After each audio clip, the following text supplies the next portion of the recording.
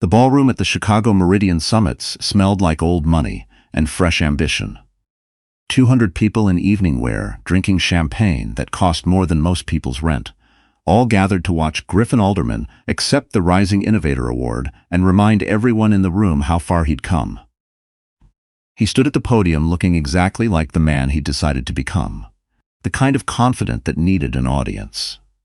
His new suit fit like a declaration, and beside him at the front table, laughing at something the woman next to her said, sat Annalise Monroe, glossy and bright-eyed, and wearing a dress that cost what Laurel Hadley used to spend on groceries for a month. Griffin was mid-sentence when the room shifted. It didn't happen loudly. There was no gasp, no dramatic music. Just a quiet ripple through the crowd, heads turning, conversations dropping a register, and Griffin's eyes followed the movement the way eyes do when something feels wrong, but the brain hasn't caught up yet. Laurel Hadley stood at the entrance to the ballroom. 7 months pregnant, navy blue dress, chin up, and next to her, one hand resting lightly at her back, was Warren Kessler. The Warren Kessler, the man whose name made CFOs sweat. The private equity titan who had bought and restructured 3 Fortune 500 companies in the last decade, and never once raised his voice to do it. The man Griffin had spent 2 years trying to get a meeting with. Griffin's speech dissolved mid-word. Annalise followed his gaze. Her smile didn't disappear so much as it curdled.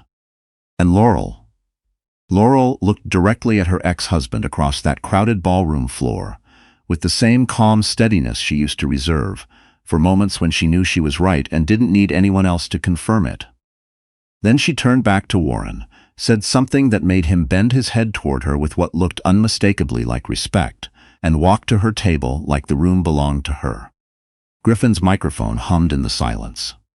He'd left her in a studio apartment in Wicker Park, with 2 boxes of her own belongings and a text message. He'd thought that was the end of her story. He didn't understand that it was only the end of his. Laurel had loved Griffin Alderman back when he was nobody, and she had meant it. They'd met at a design conference in 2016. Back when he was pitching a half-built software platform to anyone who'd sit still long enough. She was an architectural designer with a good eye and a decent savings account, and he was a man with a vision and absolutely no idea how to make it legible to other people. She'd spent their second date sketching out his pitch deck structure on a cocktail napkin. He'd looked at her like she'd handed him a map out of a burning building. She gave up her apartment lease and moved into his, smaller, to save money. She designed the logo for free. When his first round of funding fell through, she covered 3 months of co-working space fees from her own account, without telling him how tight it made things. When his initial team quit, she took calls with his clients on her lunch breaks, smoothing things over in her easy, precise way, because she understood what people needed to hear, and she was good at finding the true version of it. She wasn't a founder. He'd never put her name on anything. She was just present. The person who made the whole machine livable. When he finally landed the acquisition deal, that changed everything, she cried with relief. She thought they'd made it together. She didn't know yet that together had been renegotiated, somewhere along the way without her. The changes came in slowly enough that she almost didn't see them. A new trainer, new suits, new friends she'd never met who seemed to know things about her husband that she didn't. Annalise Monroe joined the company as head of brand strategy in the spring, and within 6 weeks, Griffin had started working late in a pattern that didn't match any deadline Laurel could track. She asked once. He said she was imagining things. She asked again. He said she was the kind of woman who needed to be more secure. She stopped asking. She found the answer herself. The night it ended, she'd been planning something careful. She had been staring at the pregnancy test results for 4 days by the time Griffin came home. Not because she was afraid to tell him, but because she wanted to find the right moment. She wanted to do it gently, the way she did most things, the way she'd learned to approach him since he'd gotten big enough to need careful handling. She'd made dinner. She'd set the table with the good dishes. She'd sat with the ultrasound printout folded in her coat pocket and rehearsed how she'd say it. He came through the door at 11:30 with Annalise. Not skulking, not ashamed. Just the two of them walking in like it was an ordinary thing. Annalise's coat draped over one arm. Griffin looking at Laurel the way someone looks at a piece of furniture they're already planning to donate. "We need to talk," he said. She stood up from the table, she said. "I'm pregnant, Griffin." The room went quiet. She watched his face. She told herself later that some part of her had still believed even then that it might matter.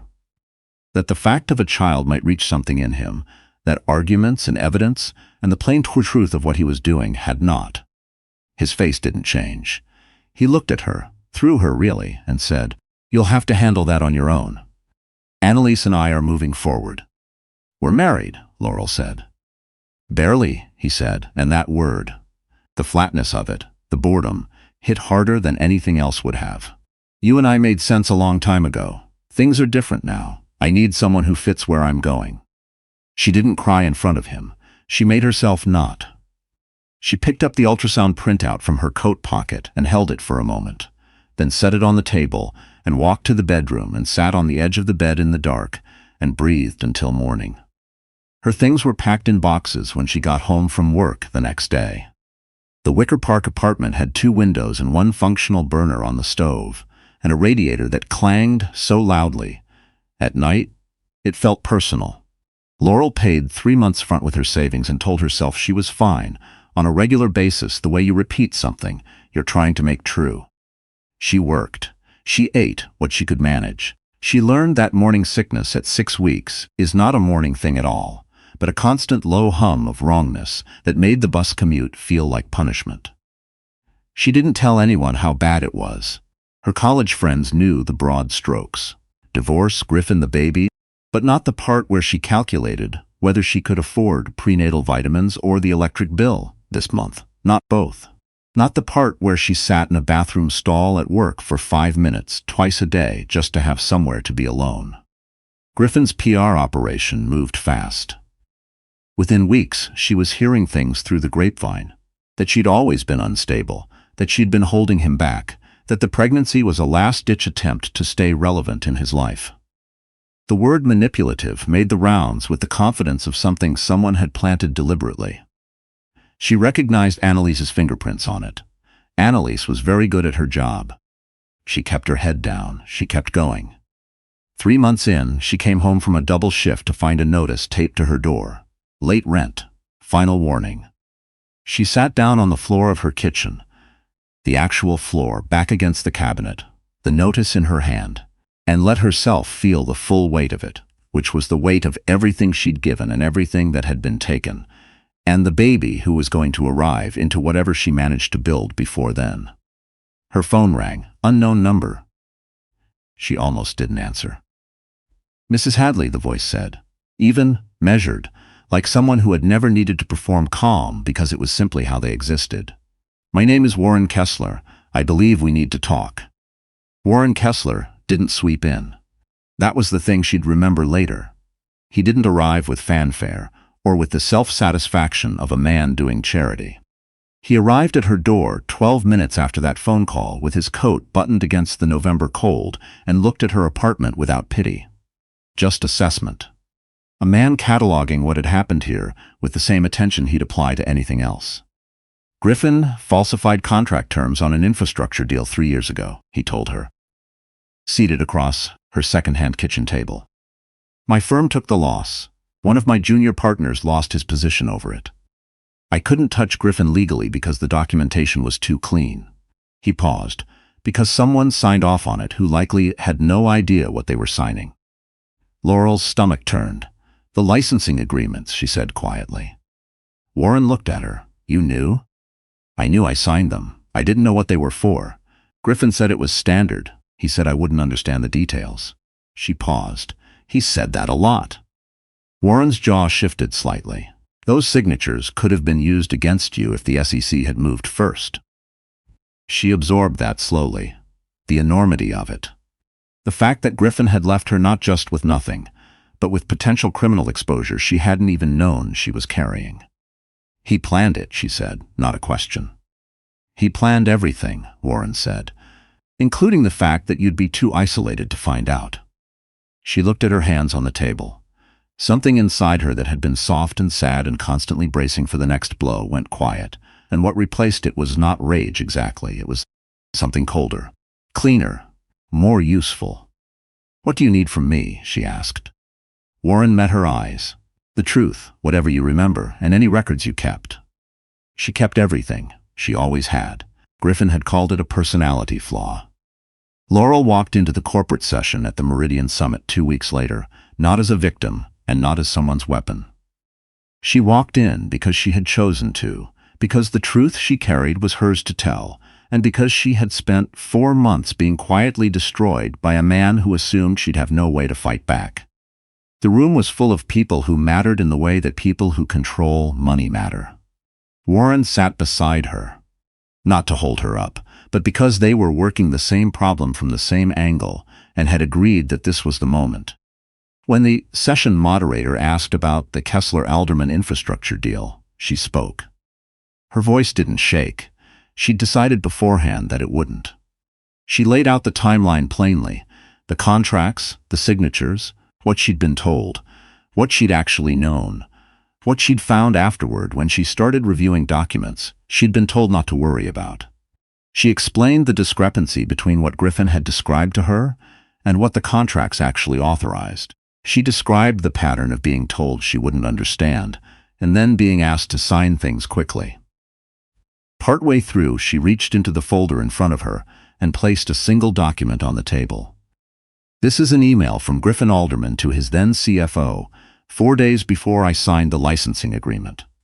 It specifies exactly what was being obscured and why my signature was being used instead of his." The room went still. She'd found it in an old cloud backup she'd forgotten existed. A shared drive from the early company days, when they'd done everything together. Griffin had forgotten she still had access. He always underestimated how organized she was. Annalise Monroe's unraveling happened faster than anyone expected. When the news broke, and it did break, because things like this always do, the story wasn't just about Griffin. Reporters started pulling on the thread of the smear campaign that had run quietly against Laurel in the months after the divorce. The planted stories, the anonymous tips to gossip columnists, the photograph of Laurel outside a parking garage that had been captioned to suggest a breakdown. Annalise's fingerprints were on all of it, and she wasn't as anonymous as she'd believed. Her PR firm dropped her within 48 hours, not out of principle, out of liability. Her name had become the story, and people in her industry don't survive becoming the story. She called Griffin 17 times the night the news broke. He didn't answer any of them. He was busy with his own lawyers. Laurel saw Griffin once more on a Tuesday morning outside the building where Warren's firm had its Chicago offices. He didn't look like the man at the podium. He looked like what he actually was. Someone who'd built everything on the assumption that the people he used wouldn't find a way to stand up. "You didn't have to do this," he said. She stopped. She looked at him and she took her time doing it because she wanted to be sure of what she felt. And what she felt was remarkably simple. "I didn't do anything to you, Griffin. I told the truth about what you did. Those are different things." He started to say something about the baby, something about being willing to talk, about co-parenting, about starting over somewhere reasonable. She recognized the tone.